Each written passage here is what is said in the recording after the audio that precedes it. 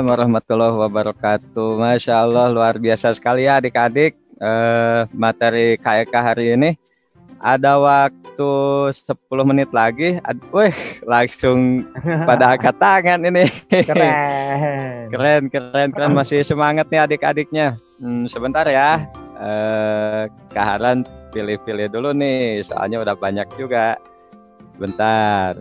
Seperti biasa, nanti kalau giliran yang bertanya, Kak Haran nyalain mic-nya ya. Yang lain tunggu dulu.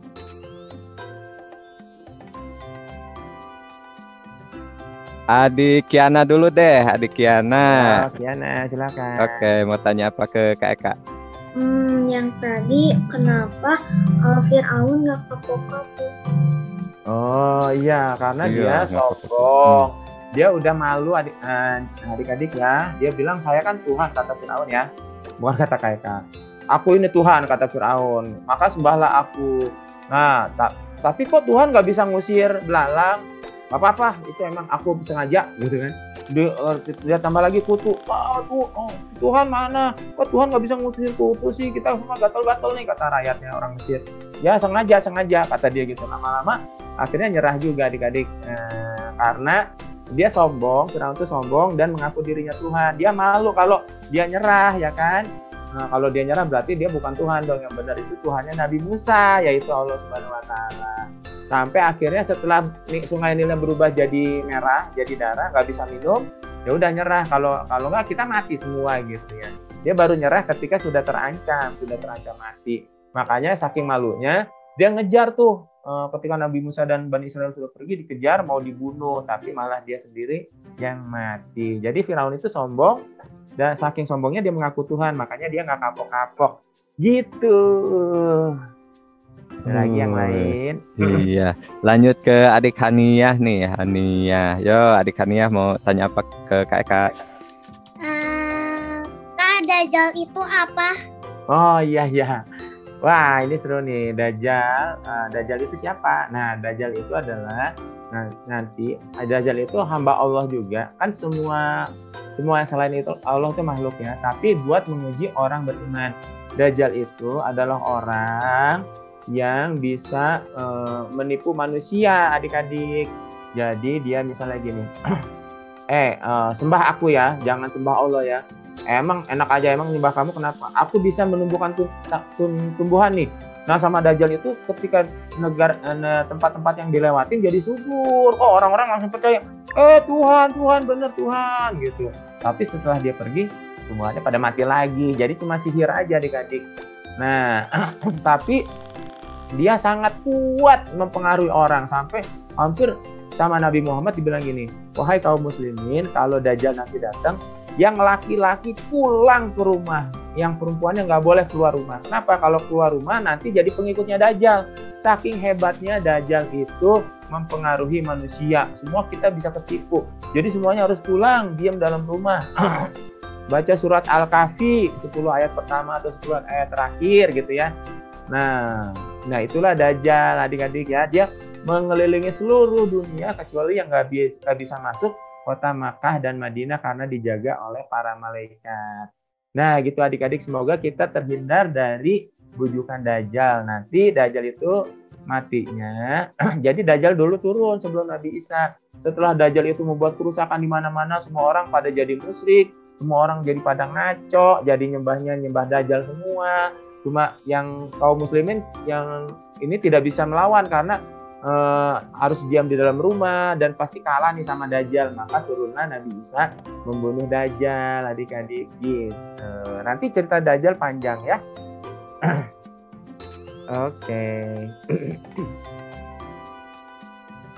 Oke, lanjut ke siapa ya? Adik Torik deh. Udah ngacung-ngacung nih. Kenapa Nabi Musa dihanyutkan di sungai? Oke, karena dilanjutkan di sungai karena Nabi Musa kan orang Bani Israel. Nah, setiap bayi yang lahir saat itu dari Bani Israel yang laki-laki ya, itu dibunuhin Torik ya adik-adik, karena Firaun bermimpi dia melihat seorang anak laki-laki menghancurkan kerajaannya dia, menghancurkan singgasananya dia. Singgasana itu tempat duduk raja ya, jadi maksudnya dia nggak jadi raja lagi karena ada bayi laki-laki itu. Benar kan, terbukti oleh Nabi Musa itu akhirnya Firaun tenggelam di Laut Merah dengan izin Allah. Nah, jadi semua karena takut, Firaun memerintahkan semua bayi Bani Israel dibunuh, yang laki-laki dibunuh. Nah, Nabi Musa itu ibunya Nabi Musa ini takut anaknya dibunuh juga. Maka sama Allah diilhamkan ke dalam hatinya, hanyutkan anakmu di sungai. Sungainya Sungai Nil. Jadi karena mau disembunyiin di gua, nggak ada gua. Mau ditaruh di dalam hutan, nggak ada hutan. Akhirnya satu-satunya tempat bersembunyi yang membuat bayinya tidak terlihat di dalam rumah adalah dihanyutkan sungai. Nah, tadinya diikat sih sama tali, cuma talinya putus ya. Jadi kakaknya Nabi Musa yang perempuan disuruh ngikutin keranjang bayi adiknya. Gitu, Torik ya. Oke, lanjut ke adik Amina nih. Halo adik Amina. Ya, Amina. Mau tanya apa ke Kak Eka? Kenapa Fir'aun bisa bermimpi bakal ada anak laki-laki yang menyerang? Iya. Oh Dikasih iya. mimpi, kenapa Kak Eka tuh? Nah, yang memberi mimpi itu pasti Allah ya kan. Segala sesuatu yang di luar kita aja, bahkan napas aja kalau nggak dikasih sama Allah ya nggak napas. Saat ini juga kalau kita disuruh berhenti sama Allah, napasnya ya berhenti ya kan. Jadi mimpi Firaun ini juga datang dari Allah. Jadi Allah ini yang merancang ceritanya Nabi Musa, merancang cerita hidup kita. Nanti nih adik-adik udah besar jadi apa, semua itu sudah ditulis sama Allah. Adik-adik tinggal berusaha sebaik-baiknya. Nah, Allah itu sudah tahu, maksudnya ditulis itu, Allah itu sudah tahu kamu itu nanti pasti akan memilih ini, pasti akan jadi ini, pasti akan jadi ini, pasti akan mengalami ini. Nah, Allah itu sudah membuat rancangan jalan hidup setiap orang. Nah, makanya Allah sudah menulis juga bahwa Firaun nanti akan bermimpi tentang seorang anak yang akan menghancurkan kerajaannya. Maka mimpi itu pasti datang dari Allah. Nah, pasti Allah mendatangkan kebaikan buat Nabi Musa. Kenapa? Karena dengan mimpi itulah Nabi Musa dihanyutkan di sungai. Nabi Musa jadi dipelihara oleh Firaun sendiri. Itu menunjukkan bahwa Allah itu maha kuasa. Bahkan Firaun sendiri dititipin bayi nggak bisa menolak. Padahal bayi itu nanti akan menghancurkan kerajaannya.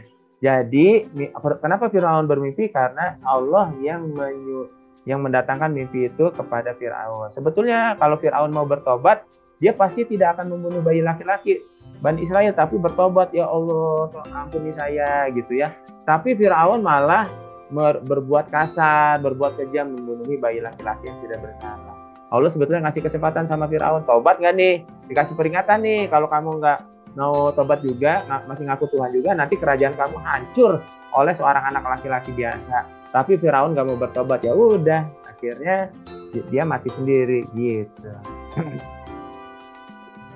Oke, lanjut ke adik Insyira nih. Ya, Insyira silakan. Kak Eka, Ya, kenapa hanya Mekah dan Madinah yang tidak dapat diganggu oleh Dajjal? oh iya. Kalau dari hadis Nabi itu karena dijaga para malaikat. Jadi Dajjal nggak bisa masuk karena dijaga sama malaikat. Gitu aja sih dari hadisnya. Ya pokoknya Dajjal nggak bisa masuk deh gitu karena dihalangi oleh kekuatan malaikat. Kita kalau dihalangi sama malaikat ya nggak bisa ya. Kayak misalnya kemarin tuh yang cerita, ada yang bertanya tuh adik-adik, kenapa waktu perang Uhud ketika Nabi Muhammad kalah nggak dikejar sama orang kafirnya sampai ke Madinah, sampai dihancurin sekalian Madinahnya? Kan pasukan Nabi sudah kalah karena dicegah juga sama malaikat, hatinya ditutup biar nggak ikut ngejar, tapi malah senang-senangan, pesta-pesta kayak gitu. Jadi kita banyak berdoa sama Allah biar Allah menurunkan malaikat untuk menjaga kita, membantu kita, mengingatkan kita dari hal-hal yang buruk gitu ya. Oke, lanjut ke adik Fayad. Ayo Fayad. Halo. Saya mau Kemana ini? tanya, Nah, Ya.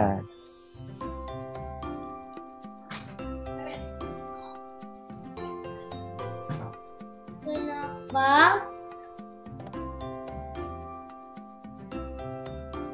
Ya.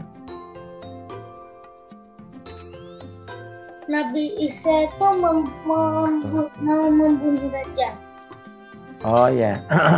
Nah, Nabi Isa membunuh Dajjal karena memang sudah diperintahkan sama Allah ya. Karena Dajjal itu tidak ada manusia biasa yang sanggup mengalahkan dia. Bahkan orang yang paling beriman sekalipun tidak bisa mengalahkan Dajjal secara ini ya adik-adik ya, bukan secara iman, tapi secara fisik. Itu maksudnya mengalahkan Dajjal. Nah, yang Allah takdirkan untuk mengalahkan Dajjal Nabi Isa.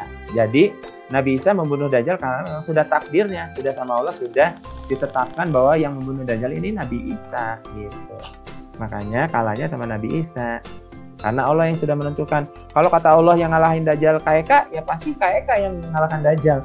Tapi KK tidak diterapkan, ditakdirkan sama Allah. Jadinya ditakdirkan ada Nabi Isa. Makanya Nabi Isa yang bisa membunuh Dajjal. Dajjal ketika ketemu Nabi Isa lari loh, dikejar sama Nabi Isa. Nah, setelah ketangkep, kalah deh dia, mati gitu. Oke, yang lain masih ada? Masih bisa? Wah, masih banyak Kak, tapi waktunya juga nih. Satu aja lagi ya, boleh? Ya, boleh. Adik siapa ya, bentar. Adik Gaida deh. Kayaknya udah Gaida. Siap. Ya, Gaida lah, Gaida. Oke. Ya. Oke, tapi pertanyaan kecil aja ya, Kak. Ya. Itu Dajjal nggak bisa masuk rumah kita kan, Kak? Oh ya, nah kalau itu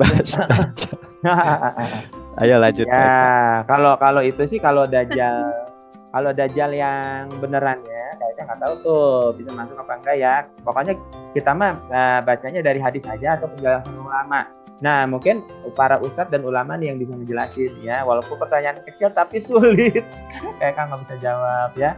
Tapi ada juga Dajjal kecil ya, Dajjal ini kan Dajjal asli, Dajjal beneran. Dajjal kecil itu ya kayak misalnya gini ya, ada para ulama yang bilang Dajjal kecil. Pokoknya Dajjal itu adalah sosok-sosok yang menjauhkan kita dari Allah ya kan, kayak misalnya sinetron yang ngajak nggak benar ya, cinta-cintaan dan sebagainya. Ya mungkin itu bisa dibilang salah satu bentuk Dajjal juga. Nah itu masuk ke rumah kita lewat televisi, lewat YouTube dan sebagainya. Para orang yang ngajak yang jelek-jelek, narkoba lah, apalah, itu terus akhirnya kita jadi lupa sama Allah. Nah itu bisa dibilang juga oleh para ulama, itu juga Dajjal, tapi Dajjal kecil ya, bukan Dajjal yang beneran.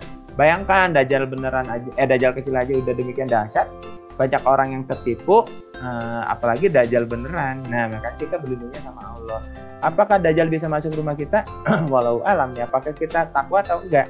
Kayak rasa kalau kita bertakwa sih, insya Allah Dajjal nggak akan sampai masuk ke rumah kita. Jadi ngumpet ya di kolong tempat tidur. Mungkin ketika Dajjal datang, Gaida masih hidup, Kaiko dan nggak ada. Asik, Kaiko selamat. Nah, tapi tenang aja, Gaida berdoa ya. Makanya setiap Jumat itu disunahkan baca surah Al-Kahfi 10 ayat pertama atau 10 ayat terakhir. Dihafalin ya kalau bisa ya. Jadi kalau hari Jumat baca itu sehingga kalian tidak akan diganggu sama Dajjal, insya Allah.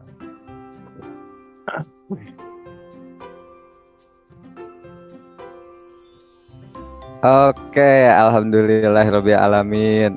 Adik-adik, mohon maaf bagi yang masih angkat tangan ya karena waktunya juga. Ini hari terakhir juga adik-adik. Aduh. Gimana ya? Sedih, seneng juga sih adik-adik, antusias sampai akhir nyimak materi interaktif. Sedihnya harus pisah nih hari ini, tapi gak usah khawatir deh, nanti kita bikin series 2-nya ya. Nanti sama Kak Eka lagi nanti kita bikin deh. Amin. Nah, kakak minta maaf nih selama memandu adik-adik. Kalau misalkan ada salah-salah kata atau apa ya, candaannya kurang enak ke adik-adik, kakak minta maaf ya. Ke Kak Eka juga makasih Kak Eka udah ngasih materi yang luar biasa ya, Masya Allah. Adik-adik juga tambah ilmu. Mudah-mudahan dapat hikmahnya, dapat pelajarannya buat adik-adik. Kalian boleh minta ini ya,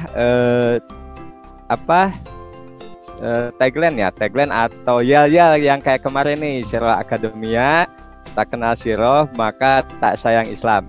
Nanti adik-adik coba Kehlan buka dulu deh mic-nya, nanti bilang ketika Kehlan bilang Siroh Akademia, nanti adik-adik bilang tak kenal siroh maka tak sayang Islam.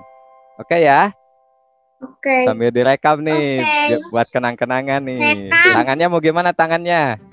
Mau gini? Gini lagi? Atau gimana? Nih, boleh gini ya. Boleh lah gini lah ya. Siap. Siro Akademia. Tak kenal Siro. Tak sayang Islam. Sayang Islam. Alhamdulillahirobbilalamin. Terima kasih adik-adik. Kalian pamit undur diri dulu ya. Sampai jumpa di Sirah Akademia series kedua. Assalamualaikum warahmatullahi wabarakatuh. Terima kasih kakak. Terima kasih adik-adik. Ketemu lagi. Silakan adik silakan pamit ke Kak Eka ya. Titip pesan apa boleh lah bebas. Assalamualaikum warahmatullahi wabarakatuh. Waalaikumsalam warahmatullahi wabarakatuh.